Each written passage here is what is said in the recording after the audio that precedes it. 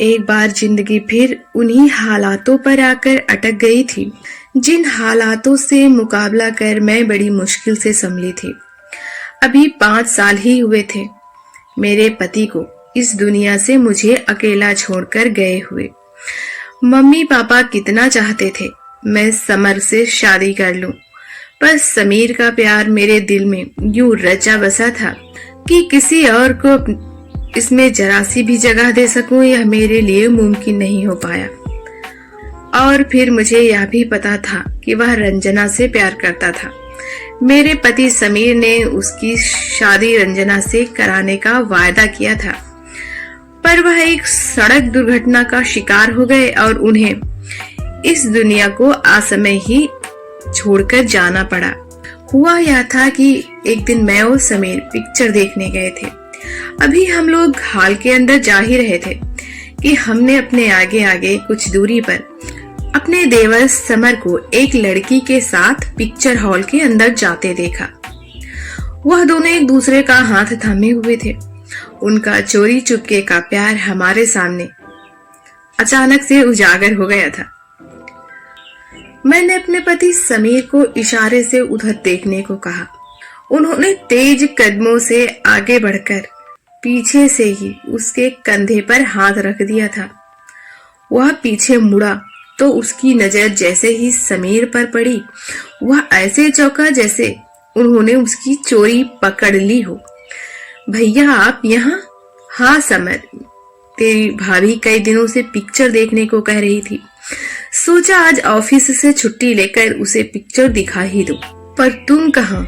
Summer और समीर आपस में बातें कर रहे थे तो समर के साथ वाली लड़की थोड़ा आगे बढ़ गई। समीर ने पूछा, वह लड़की कौन थी जो अभी तेरे साथ थी? समर ने नजरें झुका ली और थोड़ा सा शर्माते हुए कहा, भैया वह रंजना है, हम दोनों कॉलेज में साथ ही पढ़ रहे थे। फिर थोड़ा रुककर बोला, भैया हम दोनों एक दूसरे से प्यार करते हैं और शादी भी करना चाहते हैं, पर आज तक अपने घर में किसी ने लव मैरिज नहीं की, इसलिए सोचता हूँ कि मम्मी पापा लव मैरिज के लिए मानेंगे या नहीं। अरे मानेंगे क्यों नहीं, मैं मनाऊंगा उन्हें। अपने बड़े भाई के रहते तू टेंशन क्यों लेता है? और सुन, तू आराम से उसके साथ बैठकर फिल्म एंजॉय कर। इसके बाद हम चारों किसी रेस्टोरेंट में बैठकर नाश्ता करेंगे और तेरी रंजना से भी मिल लेंगे। हम सब लोगों ने उस दिन साथ में नाश्ता किया। रंजना का स्वभाव मुझे बहुत पसंद आया।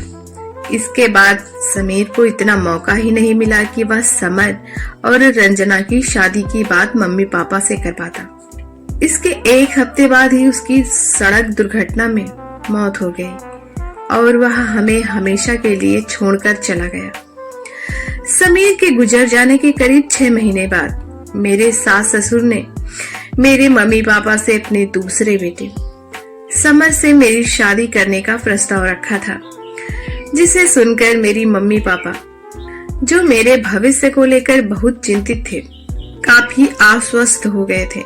पर मैंने इस शादी से इनकार कर दिया था और अपने सास ससुर से कहा कि समर रंजना से प्रेम करता है और उनकी शादी भी उसी से होनी चाहिए। समीर ने समर से मेरे सामने यह वादा किया था कि वह उसकी शादी रंजना से जरूर करवाएंगे। प्लीज उसका वादा पूरा करा दीजिए। मैंने समर और रंजना की शादी के लिए अपने सास ससुर को मना लिया और रंजना और समर की शादी हो गई। वह दुल्हन बनकर हमारे घर आ गई। मेरा बेटा वैभव अब स्कूल जाने लगा था। मैं उसी में अपने पति समीर का चेहरा तलाशती और खुश रहने की कोशिश करती। समर मेरा और वैभव का बहुत ख्याल रखता था, कभी किसी बात की कमी नहीं होने देता था। वह भले ही वैभव का चाचा था, पर उसने उसे पापा से कम प्यार कभी नहीं दिया। उसने इस बात का पूरा ख्याल रखा कि उसे अपने पापा की कमी न खले। दिन अच्छे गुजर रहे थे और धीरे धीरे घर में खुशियां आनी शुरू हो गई थी। एक दिन रंजना ने बताया कि वह माँ बनने वाली है। हम सब बहुत खुश हुए। अभी उसकी प्रेगनेंसी को 2 ही महीने हुए थे, पर उसको पेट में जोर का दर्द होने लगा एक दिन। जब मैं रंजना को लेकर डॉक्टर के पास गई तो डॉक्टर ने उसे बेड रेस्ट करने की सलाह दी। यह सुनकर उसके चेहरे पर चिंता की लकीरें उभर आईं। जब वह डॉक्टर से मिलकर बाहर आई तो उसने चिंतित होते हुए मुझसे कहा, दीदी कैसे हो पाएगा यह सब, घर में इतना काम होता है। मुझे तो बिस्तर से उठने को भी मना कर दिया है डॉक्टर ने। उसने उदास होते हुए कहा, अरे तू चिंता क्यों करती है, डॉक्टर ने तुझे सदा के लिए थोड़े ही बोला है, बेड रेस्ट के लिए। कुछ ही महीनों की तो बात है, मैं सब कुछ संभाल लूंगी, तुम परेशान ना हो। मैंने यह कहकर मुस्कुराकर उसके हाथ पर अपना हाथ रख दिया था। तू मेरी छोटी बहन के समान है, बल्कि है ही, क्योंकि मेरे तो कोई छोटी बहन भी नहीं है। इसलिए तो भगवान ने मुझे तेरे रूप में एक छोटी बहन दे दी। और फिर तुम सब लोग कितना करते हो मेरे और वैभव के लिए।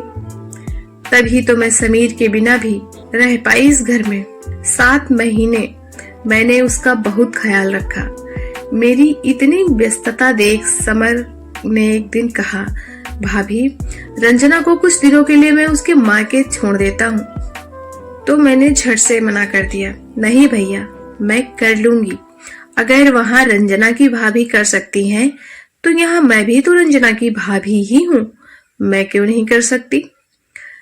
धीरे धीरे वह समय भी आया जब रंजना को डिलीवरी का दर्द शुरू हुआ। हम उसे लेकर अस्पताल पहुंचे। डिलीवरी नॉर्मल नहीं हो पाई थी, उसका ऑपरेशन करना पड़ा था। पर खुशी की बात यह थी कि रंजना और उसका बेटा दोनों ही सही सलामत थे। उसका बेटा देखने में बिल्कुल समीर जैसा लग रहा था। मेरे सास ससुर उसे देखकर बहुत खुश हुए। उन्हें लगा 5 साल पहले जो बेटा उनका छोड़कर चला गया था, वह अब समर के बेटे के रूप में वापस आ गया है। सारा माहौल खुशी से भरा हुआ था। हम सब बेटा होने की खुशी में डूबे हुए रंजना को घर ले आए थे। पर उसके घर आने के 5वें दिन ही अचानक से उसकी तबीयत बिगड़ने लगी। उसे बहुत तेजी से गर्मी लगने लगी और ठंडी के महीने में भी उसे पसीना आने लगा। उसने अपना स्वेटर उतारकर अलग फेंक दिया और वह पसीने से लथपथ हो गई। उसके कदम लड़खड़ाने लगे। हम सभी अचानक से बिगड़ती उसकी हालत को देखकर घबरा गए और उसे ले जाकर फौरन हॉस्पिटल में एडमिट करवाया। पर डॉक्टर के लाख प्रयासों के बाद भी अस्पताल में उसी रात वह हम सबको रोता सुबकता छोड़कर इतनी दूर चली गई, जहां से किसी का भी आना मुमकिन नहीं। किस्मत में अगर दर्द लिखा कर लाए हैं तो इतनी खुशी के बीच में भी गम आने के लिए अपना रास्ता बना ही लेता है। हम सब लोगों के ऊपर एक बार फिर से दुखों का पहाड़ टूट पड़ा। समझ में नहीं आ रहा था कि यह सब कैसे हो गया। हम लोगों ने तो अपनी तरफ से कोई लापरवाही नहीं की। डॉक्टर ने जैसे बताया हमने वैसे ही किया। फिर चूक कहाँ हो गई? हर वक्त मन को यही सब सवाल मथते रहते। अब क्या करें? इतना छोटा सा दूधमुहा बच्चा बिना माँ का हो गया था। एक बार फिर इतने बड़े हादसे ने सबको तोड़ कर रख दिया था। अंत समय रंजना की मांग भरते समय जिस तरह से समर उसे पकड़कर फूट फूट कर रोया था कि ऐसा लग रहा था कि जैसे मेरा कलेजा मुंह को आ जाएगा। दिल में तकलीफ इतनी थी, बर्दाश्त नहीं हो रही थी। फिर भी मैं उसके छोटे से बच्चे को अपनी गोद में संभाले किसी तरह अपने आप को संभाल रही थी। उसके दोस्तों ने किस तरह से उसे अपनी बाजुओं में भरकर सहारा दे उसे रंजना के पास से हटाया था, वही जानते हैं। रंजना के काम और 13वीं का सारा इंतजाम रंजना के और मेरे भैया ने ही देखा था, क्योंकि समर और मेरे ससुर जी तो इस तरह टूट गए थे कि उनके लिए समाज के एक एक रीति रिवाज निभाने मुश्किल हो रहे थे। क्रियाकर्म होने के बाद भी 1 महीने तक समर ऑफिस नहीं जा पाया। मैं महसूस कर सकती थी उसके दर्द को, क्योंकि आज से 5 साल पहले मैंने भी अपना जीवन साथी खोया था और मैं उस दर्द से भली भांति परिचित थी जो समर इस समय झेल रहा था। अब मुझे ही सब कुछ संभालना था, घर को भी और घर वालों को भी। नन्हा वैभव अक्सर बड़ी मासूमियत से मुझसे पूछता, मम्मी, आंटी कहाँ चली गई हैं अपने इतने छोटे बेबी को छोड़कर? क्या उन्हें नहीं पता या उसके बिना कितना रोएगा, जैसे मैं रोने लगता हूँ आपके बिना? मेरी समझ में ना आता कि मैं उसे क्या जवाब दूं। मैं बस उसे इतना ही कह पाती, बेटा, आंटी भगवान जी के यहाँ गई हैं। भगवान जी को उनकी जरूरत थी, इसलिए उन्हें बुला लिया। मम्मी, कहीं तुम भी तो नहीं चली जाओगी आंटी की तरह, मुझे छोड़कर भगवान जी के घर, जैसे वह अपने बेबी को छोड़कर चली गई। यह कहते हुए उसकी आंखों में आंसू भर आते। मैं उसे अपने सीने से लगाकर कहती, नहीं बेटे, मैं तुम्हें छोड़कर कहीं नहीं जाऊंगी। आंटी ने भगवान के घर जाते वक्त कहा था कि वैभव से कह देना कि वह अपने छोटे भाई का ख्याल रखे। तो तुम रखोगे ना इसका ख्याल? वह बड़ी मासूमियत से अपना सिर हाँ में हिलाता और अपने छोटे भाई का माथा सहलाना शुरू कर देता। वैभव उसका बहुत ख्याल रखता। जब वह रोने लगता तो वैभव तालियां बजा बजाकर उसे चुप कराने की कोशिश करता, उसके गालों को सहलाता, उसके सिर पर अपना हाथ फिराता। इसी तरह 6 महीने बीत गए। अब रचना के बेटे को मैं अपने बेटे की तरह ही पालने लगी थी। एक तरह से मैं उसकी माँ ही बन गई थी। एक दिन मैं उसकी मालिश कर रही थी। मेरी सास भी वहीं बैठी थी। उन्होंने मुझसे कहा, बेटी, मैं तुमसे कुछ मांगना चाहती हूँ, इनकार मत करना। मैंने कहा, हाँ मम्मी जी, कहिए ना। मैंने आपकी किसी भी बात का कभी इनकार किया है? नहीं बेटा, फिर भी पता नहीं क्यों बड़ा संकोच होता है तुझे ये बात कहते हुए, मगर मैं अपने मरने से पहले एक बार फिर से अपने समर का घर बसा हुआ देखना चाहती हूँ।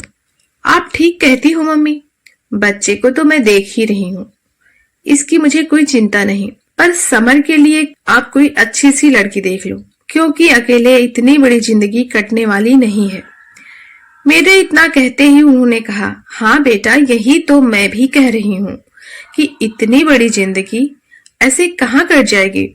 कल को बच्चे बड़े हो जाएंगे, सब अपना अपना सोचने लगेंगे, पर तुम दोनों तो अकेले ही रह जाओगे। उसके बाद फिर क्या होगा? कैसे झेलोगे यह अकेलापन तुम दोनों? मैं चाहती हूँ कि तुम जीवन भर के लिए समर का हाथ थाम लो। माँ जी, ये आप क्या कह रही हैं? ये कैसे हो सकता है? क्यों नहीं हो सकता? हाँ बेटी, मेरी बात मान ले, मैं ठीक कह रही हूँ। उसे अकेला मत छोड़ो। मेरे मरने से पहले तुम दोनों का घर बस जाए, जिससे मैं सुकून से मर सकूं। तूने कहा तो मैंने समर की शादी रंजना से करवा दी, पर उसके भाग्य में उसका साथ नहीं था और मेरा बेटा समीर भी तेरा आजीवन साथ ना निभा सका। अब दोनों एक दूसरे का हाथ पकड़ लो, शायद ईश्वर की भी यही इच्छा है। मेरी समझ में नहीं आ रहा था कि मैं उनकी बात का क्या जवाब दूं। उनकी जिद के आगे मुझे और समर को झुकना पड़ा और आखिरकार हम दोनों पति पत्नी के बंधन में बंध गए। शायद हालातों की यही मांग थी। हमारी पूरी कहानी सुनने के लिए आपका बहुत बहुत धन्यवाद। कहानी आप